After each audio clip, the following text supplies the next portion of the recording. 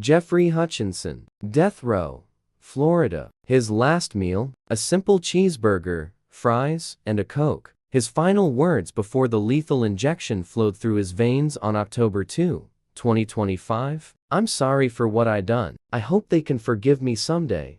But forgiveness doesn't come easy when you've destroyed innocent lives in the most brutal way imaginable." This is the story of a crime that shattered a community, an investigation that nearly went cold, and a killer who almost walked free.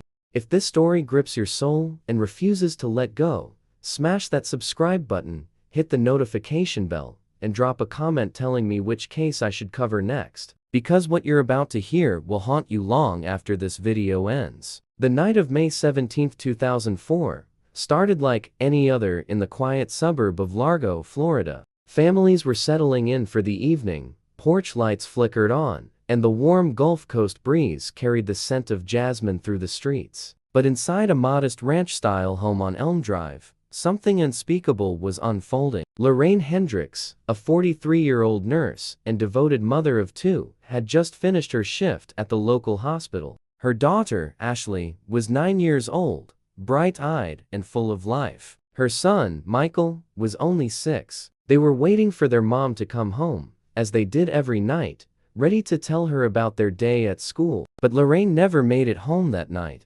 Around 8:30 p.m., her silver Honda Accord was found abandoned in a grocery store parking lot 3 miles from her house. The driver's side door was wide open. Her purse was still on the passenger seat, wallet intact, keys dangling from the ignition. There were no signs of a struggle, no broken windows, no blood. Just an empty car and an eerie silence that made responding officers uneasy. Detective Sarah Vaughn from the Largo Police Department arrived at the scene within 20 minutes. She'd been on the force for 12 years, worked dozens of missing persons cases, but something about this one felt different. The way the car was left, the door hanging open like someone had been pulled out mid-motion, it all pointed to an abduction. And in cases like these, every second mattered. By midnight, search teams were combing through the surrounding area. Flashlights cut through the darkness as volunteers and police officers searched drainage ditches, wooded areas, and abandoned buildings. Lorraine's ex-husband, David Hendricks, was brought in for questioning. They'd divorced 2 years prior,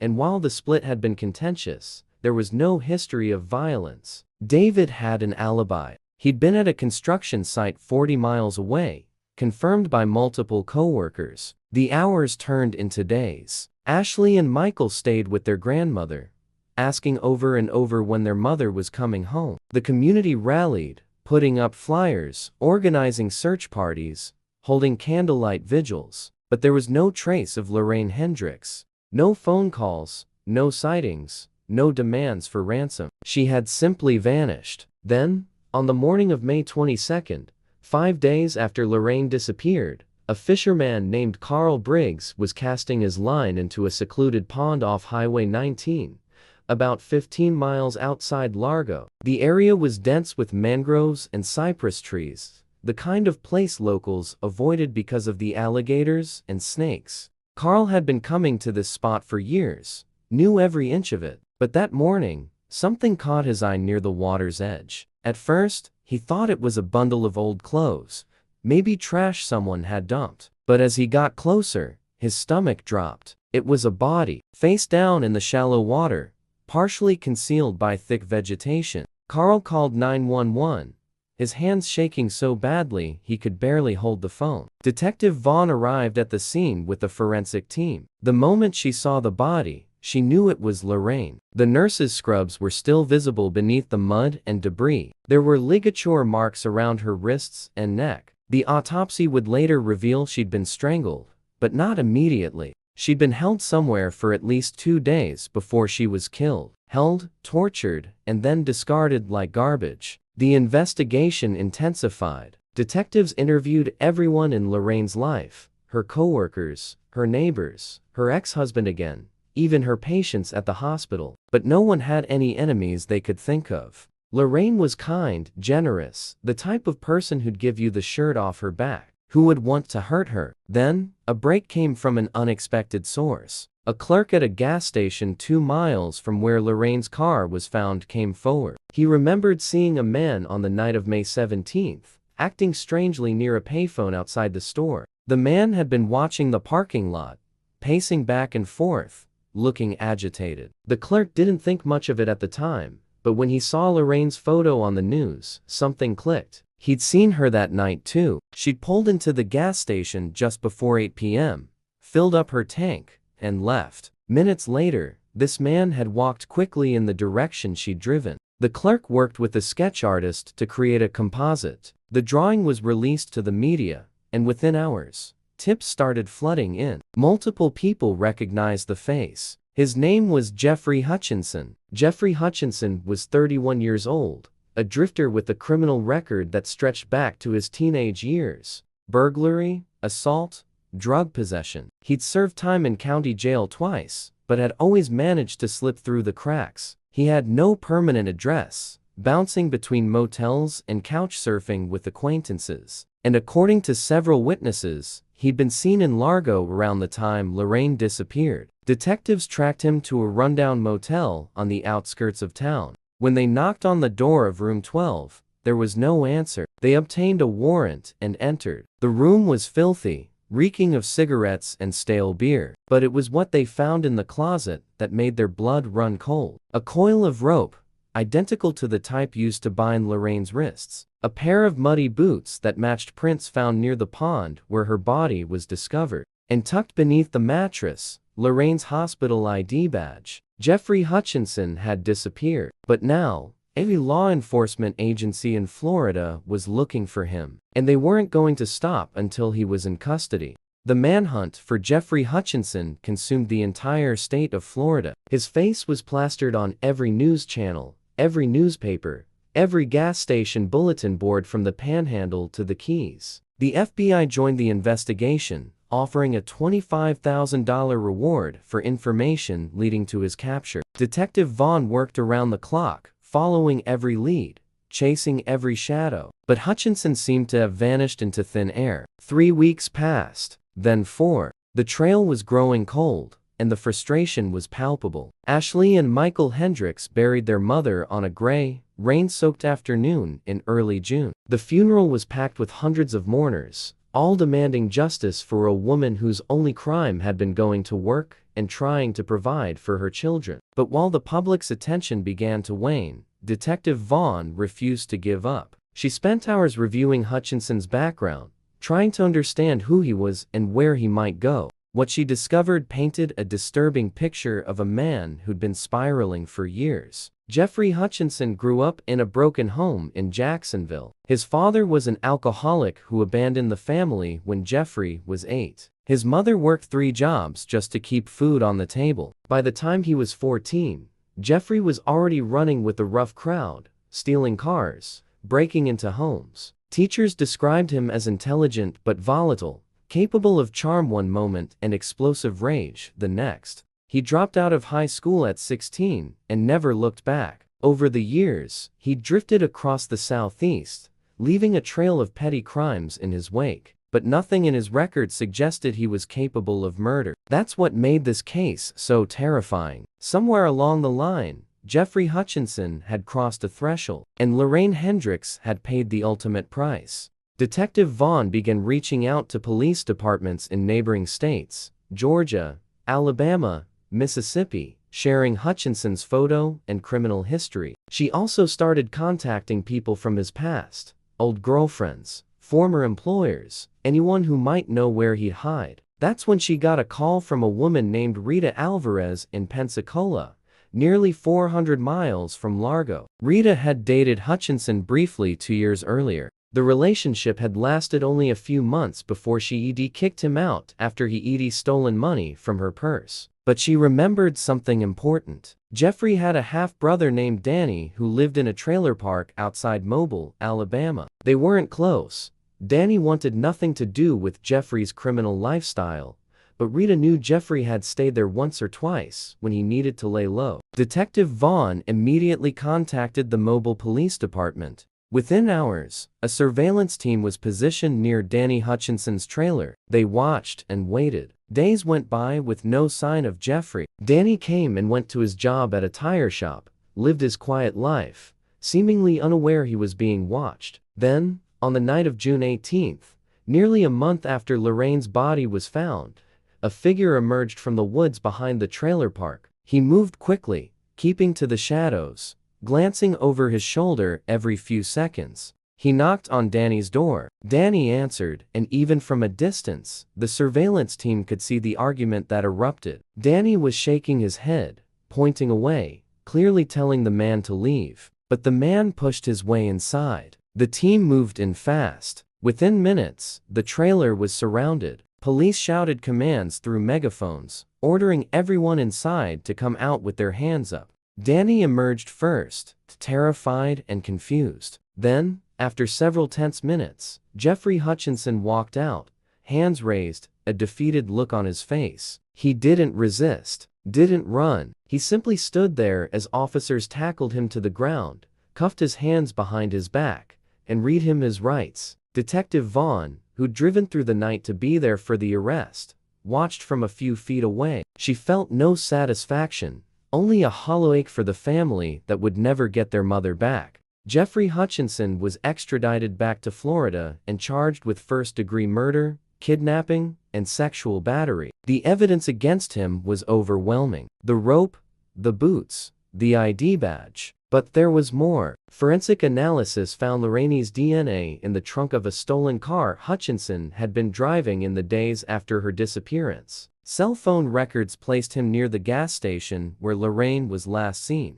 and security footage from a convenience store showed him purchasing duct tape and a knife just hours before she vanished. But the most damning evidence came from Jeffrey Hutchinson himself. During interrogation, he initially denied everything, claimed he'd never met Lorraine, never been to Largo, never owned the items found in his motel room. But Detective Vaughn was relentless. She sat across from him in that cold interrogation room for hours, piecing together his movements, confronting him with every shred of evidence. Finally, after nearly 6 hours, Hutchinson broke. His hands trembled as he lit a cigarette, his eyes vacant and distant. And then he started talking. He admitted he'd been watching Lorraine for days before he took her. He'd seen her at the hospital where she worked, followed her home, learned her routine. He didn't know her name, didn't know anything about her. She was just someone he'd fixated on, someone he'd decided to take. On the night of May 17th,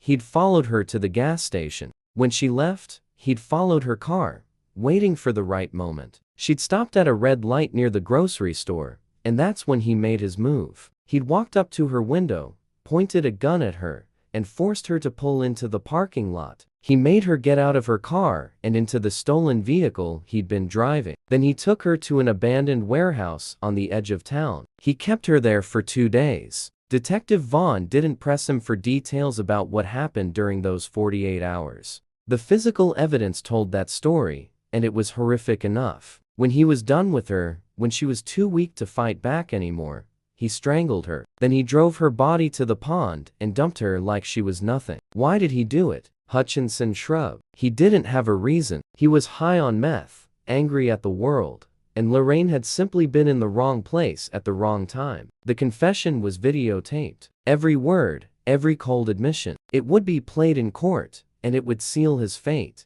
The trial began in March 2005. The prosecution presented a meticulous case, piece by piece, building an unshakable narrative of guilt. The defense argued that Hutchinson's confession had been coerced, that he'd been sleep-deprived and under duress. But the jury didn't buy it. The evidence was too strong, the confession too detailed. On April 12, 2005, after less than 4 hours of deliberation, the jury returned with a verdict: guilty on all counts. The courtroom erupted. Lorraine's family wept, clinging to each other. Ashley and Michael, now 10 and 7, sat with their grandmother, too young to fully understand, but old enough to know the man who killed their mother would pay. The sentencing phase was equally swift. The prosecution sought the death penalty, arguing that the crime was heinous, premeditated, and showed a complete disregard for human life. The defense pleaded for life in prison,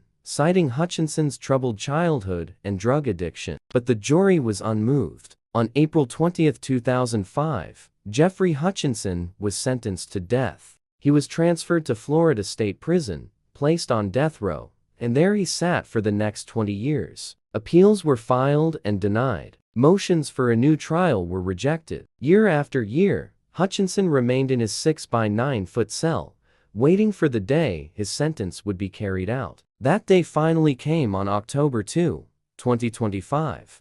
October 2, 2025. Florida State Prison. The air was thick with tension as the final hours of Jeffrey Hutchinson's life ticked away. For 20 years, he'd existed in the limbo of death row, aging from a 31-year-old drifter into a gaunt, gray-haired man of 51. The appeals had all been exhausted. The governor had denied clemency. There would be no last-minute reprieve. Detective Sarah Vaughn, now retired after 32 years on the force, received a call that morning. The prison chaplain informed her that Hutchinson had requested to speak with her before his execution. She hadn't thought about him in years, had tried to move on from the case that had consumed so much of her life, but something compelled her to accept. She needed to hear what he had to say. She arrived at the prison just after noon. The execution was scheduled for 6 p.m. Security escorted her through multiple checkpoints, past rows of cells where other condemned men waited their turn, until she reached the private visitation room where Hutchinson sat,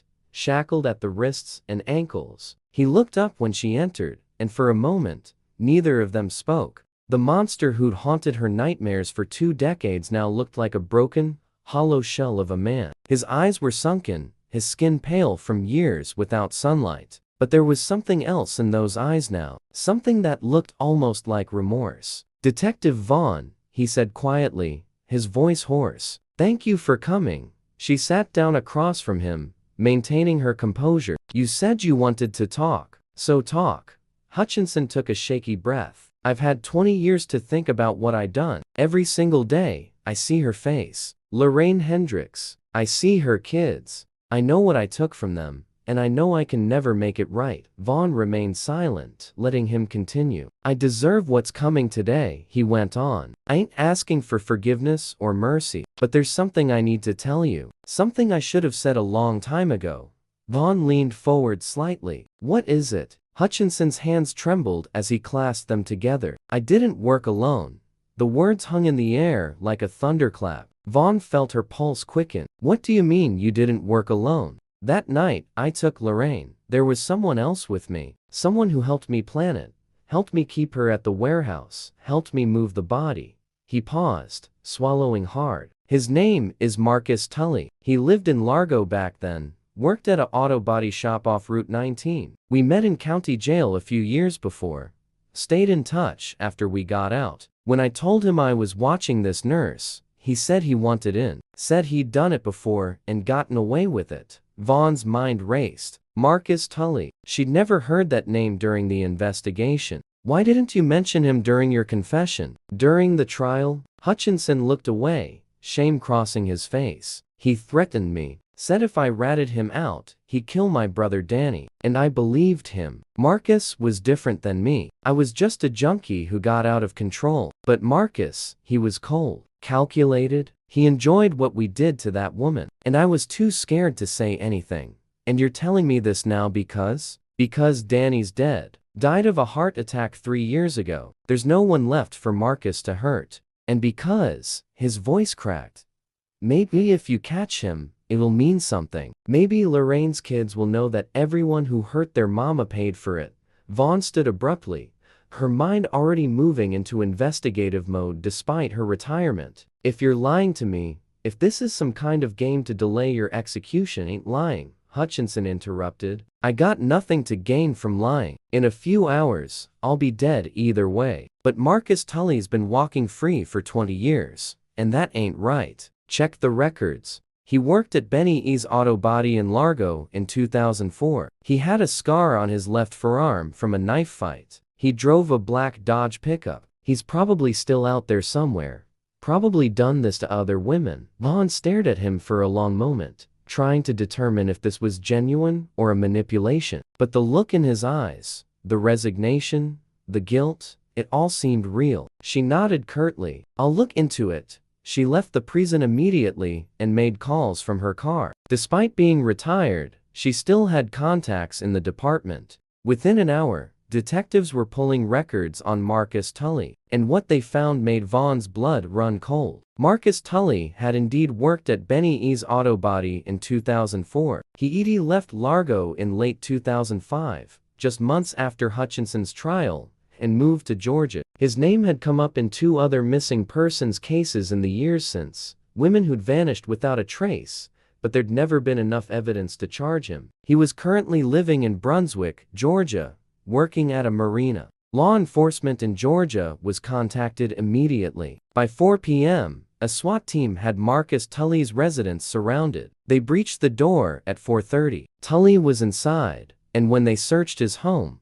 they found a storage locker in his basement. Inside that locker were photographs, dozens of them, women in various states of distress, bound, terrified. And among those photographs was one of Lorraine Hendricks, taken during those 2 days she'd been held captive. Marcus Tully was arrested and charged with kidnapping, murder, and multiple counts related to other cases that were now being reopened. The evidence was overwhelming. He would spend the rest of his life in prison, and likely face the death penalty himself. Back in Florida, as the sun began to set, Jeffrey Hutchinson was led into the execution chamber. The witnesses were already seated behind the glass: Lorraine's children, now in their 30s, her sister, and Detective Vaughn, who'd driven back to the prison to see this through to the end. Hutchinson was strapped to the gurney. The warden asked if he had any final words. He turned his head slightly, looking toward the witnesses. His eyes found Ashley and Michael. "I'm sorry for what I done," he said,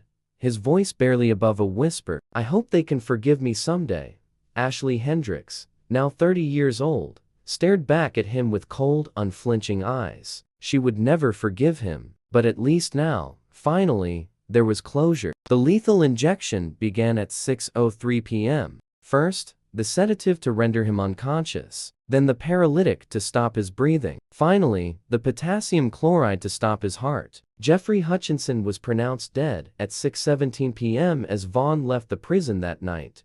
Her phone buzzed with a text from the lead detective on the Tully case. They'd found evidence linking him to 5 other murders across 3 states. Women who'd been abducted, tortured, and killed between 2004 and 2023. Families who'd spent years without answers would finally have closure. One monster was dead. Another had been caught. But the scars they left behind would never fully heal. Ashley and Michael Hendricks had grown up without their mother. They'd spent their childhoods in therapy, their teenage years angry at a world that had stolen their innocence. They'd built lives despite their trauma, but the shadow of that night in May 2004 would follow them forever. As for Detective Sarah Vaughn, she'd spent 40 years in law enforcement, seen the worst humanity had to offer. But the Lorraine Hendricks case had changed her. It reminded her why she'd become a cop in the first place: to give victims a voice, to hunt down those who preyed on the innocent, to make sure that justice, however delayed,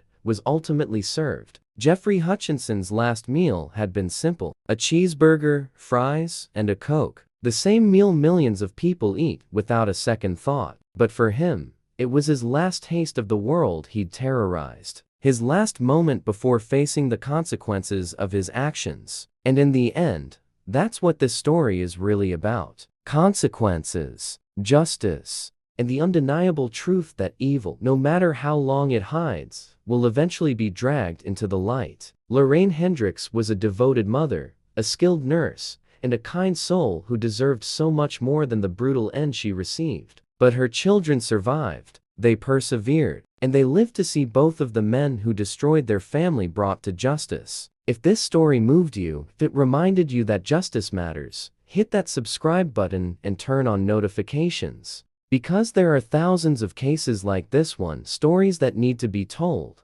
victims who deserve to be remembered. Drop a comment telling me what case I should cover next, and I'll see you in the next video. Stay safe out there.